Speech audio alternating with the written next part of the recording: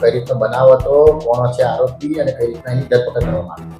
આજ રોજ સવારે 8:45 ખાતે વર્ધી આવતા આ બનાવ બનેલો છે અને સુરત શહેરના વેસુ પોલીસ સ્ટેશન વિસ્તારમાં કાશી વિશ્વેશ્વર મંદિર વેસુ ગામની બાજુમાં અકસ્માત થયેલો છે, જેમાં મરણ જનાર બેન ગંગાબા પાટીલ કરીને છે, એ 65 વર્ષથી ઉપરના છે અને જે ગાડી ચાલક છે એ પ્રકાશભાઈ ગોવર્ધનભાઈ અગ્રવાલ છે, તો તે સીએ છે અને 41 વર્ષની ઉંમર ધરાવે છે અને ગાડી સાથે એક્સિડન્ટ કરી અને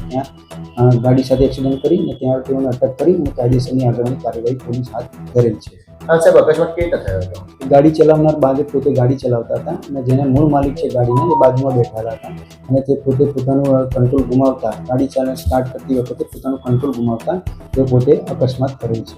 તો સીસીટીવીમાં કોઈ ઘટના કેદ થઈ છે? જી, સીસીટીવીમાં કાયદેસરની સીસીટીવીની જે ફૂટેજ લીધેલા છે, આગળની ઘટિત કાર્યવાહી કરવાની ચાલુ છે.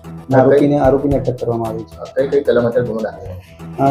બીએનએસની કલમ મુજબ 281/125A, 125B, 106, MBFની 184, 177 મુજબની કાર્યવાહી કરવામાં આવી છે. મૃતક મહિલા છે ત્યાં શું કરી હતી, કોણ હતી? ત્યાં મૃતક મહિલા ગંગાબેન પાટીલ હતા, ત્યાં પોતે બેઠા હતા. ત્યાં અચાનક ગાડી ચાલકનો કંટ્રોલ ખોઈ જતા ગાડી એના પર એક્સિડન્ટ કરેલ છે. પટેલ